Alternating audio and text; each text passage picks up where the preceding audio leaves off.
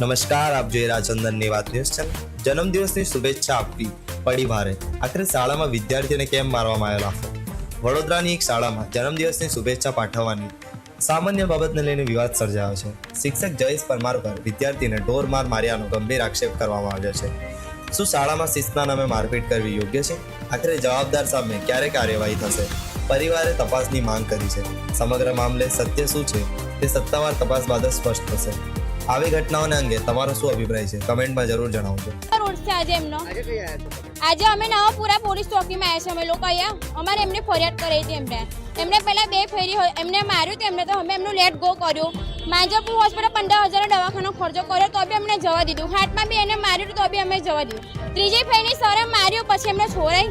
આવી રીતના તમે છોકરાને તમે ભણા તો કોઈ છોકરા તમે સ્કૂલમાં કોઈ એડમિશન બી લેવા તૈયાર ના હોય એવી રીતે. તેનું નામ જયેશ પરમાર છે અને મારા ભાઈનું નામ ચુનારા પ્રેમ સતીશભાઈ છે. ચુનારા તુલસી સતીશભાઈ.